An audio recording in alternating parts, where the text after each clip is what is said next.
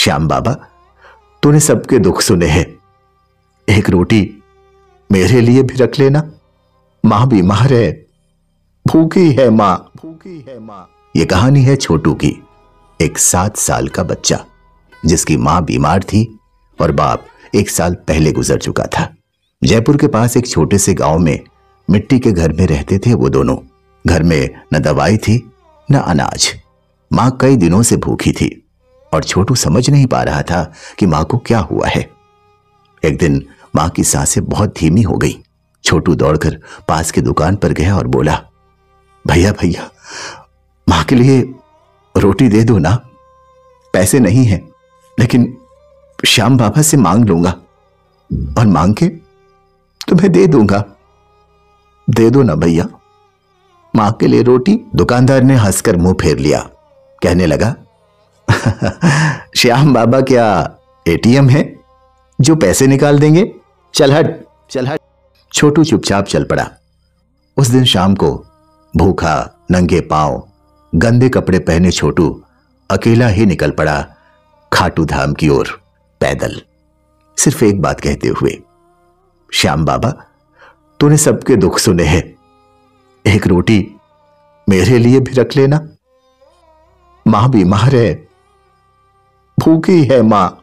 रास्ते में किसी ने खाना नहीं दिया, किसी ने पानी नहीं पिलाया, लेकिन छोटू बस चलता रहा मां के लिए रोटियां लेने भगवान के घर।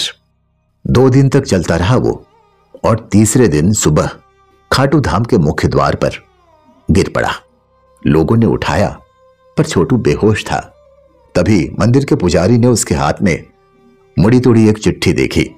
उसमें लिखा था, श्याम बाबा, मेरी मां बहुत भूखी है, आप मुझे रोटियां दे दो, मैं आपको अपने खिलौने दे दूंगा।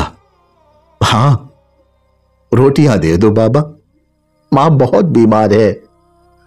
रोटियां दे दो बाबा, मां बहुत बीमार है। भीड़ में सन्नाटा छा गया और उसी वक्त मंदिर की रसोई में रोटियां अपने आप थालियों में गिरने लगी। पुजारी दंग रह गए। पहली बार ऐसा हुआ था कि बिना किसी के हाथ लगाए थालियां भर गई थीं।